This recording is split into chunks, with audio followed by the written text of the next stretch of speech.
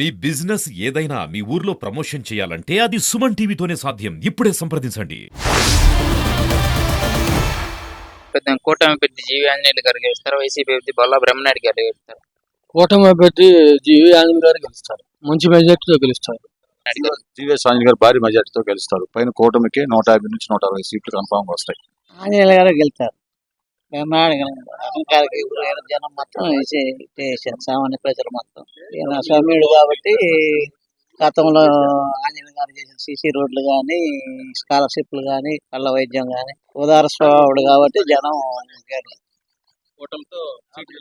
కూడమి మంచి మెజార్టీ వస్తుంది. సీట్ చెప్పడం కరెక్ట్ కాదు కానీ మంచి మెజార్టీ. సీఎం చంద్రబాబు అయితే జీవీఎన్ గెలుస్తుందండి. కూటమి గెలుస్తుంది.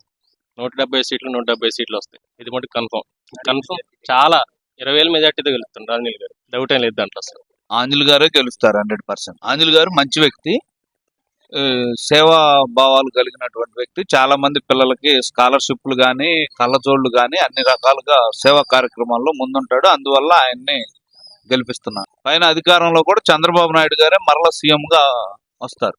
జీవి ఆంజనేయులు గారే గెలుస్తారు. బొల్లా బ్రహ్మనాయుడు గారు ఏం చేశారు? అసలు అభివృద్ధి అనేది చేయలేదు. జీవి ఆంజనేయులు గారు ఉన్నప్పుడు, ఎమ్మెల్యేగా ఉన్నప్పుడు సిమెంట్ రోడ్లు పోశారు, సైడ్ కాలువలు కట్టారు, డబ్బింగ్ యార్డ్లు కట్టారు, అన్ని కట్టారు. బొల్లా బ్రహ్మనాయుడు గారు ఏం చేయలేదు. అందువల్ల జీవి ఆంజనేయులు గారే గెలుస్తారు. ఇక్కడ కనీసం 25,000 మెజార్టీతో గెలుస్తారని మేము అనుకుంటున్నాం. పైన చంద్రబాబు నాయుడు గెలుస్తాడు గ్యారెంటీగా.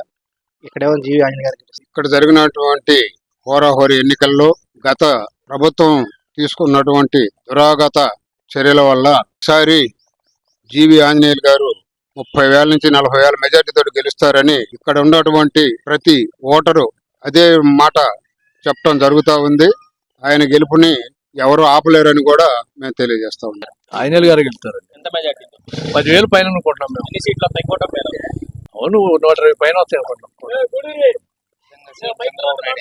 100% దాంట్లో అనుమానం.